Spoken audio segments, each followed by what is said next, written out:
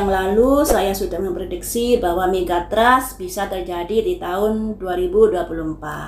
Tapi itu masih prediksi karena saya juga manusia biasa. Cuman lambat laun ya pasti akan terjadi megatrust tersebut. Nah, mari kita lihat di sini di tahun 2024 bulan apakah yang perlu diwaspadai. Ada kemungkinan terjadi megatrust. Tempat 7 skala Richter ke atas ya. Kira-kira terjadi di bulan apa? Tempat skala 7 magnitudo ke atas.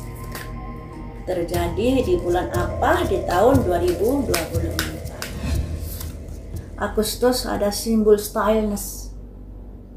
Stillness ini misteri, kerahasiaan. Ada perspektif pemikiran. Ada DNA karma. Jadi Agustus ini kalau gempa-gempa kecil masih bisa terjadi, ya masih bisa terjadi.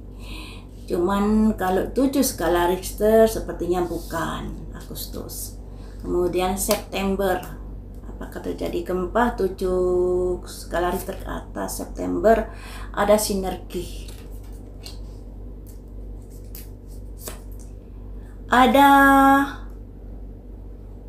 ada spring, kelahiran kembali, spring equinox. Ada simbol rabbit, kelahiran kembali. Ada hal baru. Kemudian September ada perlompatan di sini. Jadi September juga ada kemungkinan gempa. Kita lihat saja nanti yang lebih dominan kekuatannya di bulan apa ya? September, Oktober. Ada aktivasi angin. Oktober, angin mengaktifkan sesuatu. Oktober hati-hati. September, Oktober hati-hati. Sebenarnya di bulan-bulan ini juga harus hati-hati loh. Bulan Agustus ada karma. Bulan September ada perlompatan cepat. Nah, perlompatan cepat itu kan butuh tenaga jeder kayak gitu. Itu juga harus waspada. Dan di sini ada kelahiran kembali yang artinya sesuatu yang baru. Agustus, September, Oktober ya. Bulan Oktober adakah gempa 7 skala Richter? Ada violet berkabut. Ada solitude, ada pulau, simbol pulau dan simbol solitude berkabut. Ada aktivasi, ada kabut, juga ada kesendirian. Juga simbol pulau. Wow. Untuk November, November hati-hati ya. Ada volatility. Ada gunung meletus simbolnya. Ini bisa diartikan adanya elemen api, entah itu kebakaran, entah itu beneran gunung meletus, entah itu juga bisa diartikan gempa yang dikarenakan adanya gunung meletus, atau bisa juga gunung di bawah tanah atau apalah yang artinya kondisi kayak nggak bagus bulan November. Kemudian November ada Ancient Healing Wisdom, kebijaksanaan dalam penyembuhan secara tradisional, artinya seperti itu, penyembuhan tradisional. Selanjutnya November ada sumber ada yang tenggelam. November hati-hati ya. Kemudian Desember fokus. Desember juga ada power teman-teman. Itu power. Ada vigilance yang artinya kondisi yang tidak aman. Dari kartu-kartu ini sebenarnya tiap bulannya ada sisi-sisi yang bisa terjadi gempa-gempa di beberapa wilayah negara Indonesia.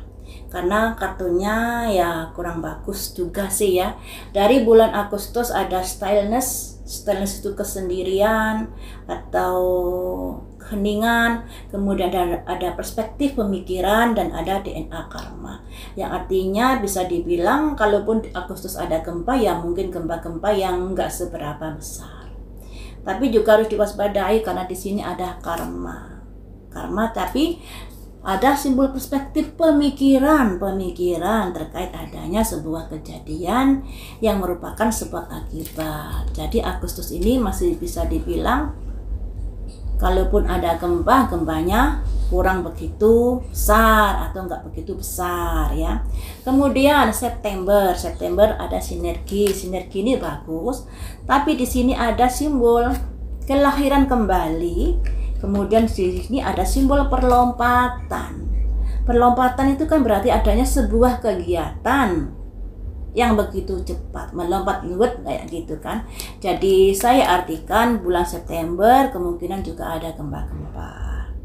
Nah, bulan Oktober, November, Desember ini yang perlu diwaspadai.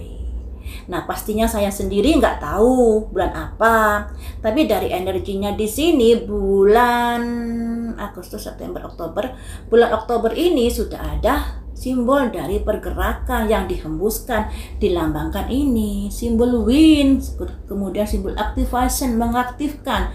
Mungkin ada lempengan-lempengan yang aktif di sini. Ya, cuman masih violet.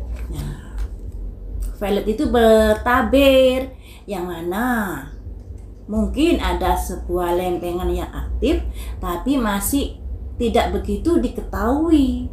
Dan di sini ada simbol solitude, ada simbol pulau, dan simbol kayak danau seperti itu. Mungkinkah nanti ada gempa di sekitar pulau, ada di sekitar sebuah perairan? Nah, itu yang mungkin saja terjadi ya. Kemudian yang paling perlu diwaspadai adalah November sama Desember. Karena November ada simbol volatility, volcano, gunung meletus.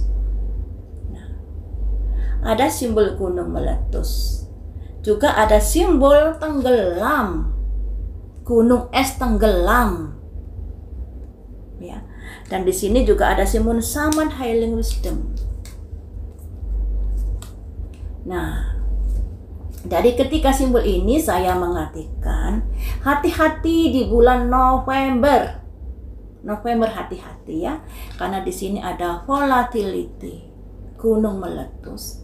Juga ada simbol es yang tenggelam.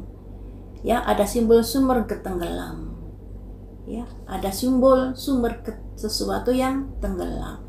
Tentunya sesuatu yang tenggelam ini ada kaitannya dengan pergerakan yang sangat besar. Karena di sini ada simbol volatility, gunung meletus. Nah, Desember di sini juga hati-hati. Desember kita diharap untuk fokus karena ada semacam power di sini.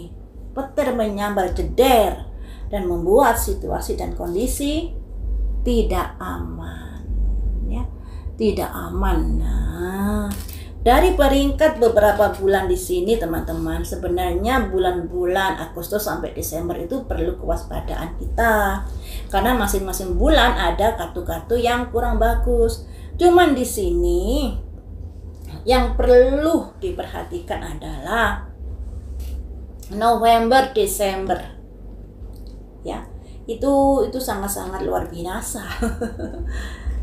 November, Desember. Dan di sini diharap banyak-banyak berdoa, ada simbol Aisin Healing Wisdom. Ya. Berusahalah untuk melakukan penyembuhan. Nah, berhubung yang kita lakukan adalah atau yang kita prediksi adalah masalah gempa, jadi banyak-banyak berdoa. Banyak-banyak berdoa karena di sini ada sesuatu yang akan tenggelam. Jadi yang perlu paling waspada adalah November, Desember teman-teman. Ya, November. Nah, November sama Desember. Tapi semuanya juga harus kewaspadaan karena masing-masing bulan juga ada kartu-kartu yang negatif di sini. Cuman energi yang paling besar itu di bulan November sama Desember kalau dari kartunya ini ya. Semoga kita selamat, semoga gempanya andai kata terjadi, Karena cepat atau lambat itu pasti akan terjadi. Kalau nggak terjadi di tahun 2024, ya mungkin di tahun-tahun berikutnya juga bisa terjadi. Karena di sini masih prediksi ya, saya juga manusia biasa. Tolong dimengerti ketika prediksi saya mungkin nggak tembus. Karena apa ya? Ya apa ya, saya juga manusia biasa loh ya. Kadang-kadang orang-orang tuh menuntut kesempurnaan dari prediksi saya, itu juga nggak bisa. Semoga gempanya nggak besar-besar banget. Karena dari BMKG katanya kalau sudah sering terjadi gempa, ibaratnya kekuatan itu sudah dikeluarkan, dicicil sedikit demi sedikit sehingga gempa besarnya bisa diminimalkan. Tapi kalau lempengan itu tidak pernah terjadi gempa, itu yang malah bahaya. Gempanya bisa langsung jeder besar. Nah, untuk saat ini kan sudah dicicil gempanya ya. Di beberapa daerah kan sudah terjadi gempa, kayak di Bali kapan hari itu dan lain sebagainya. Sudah ada gempa-gempa yang di skala 6 ke bawah. Kalau nggak salah di Bali itu berapa? 5 atau 6 ya.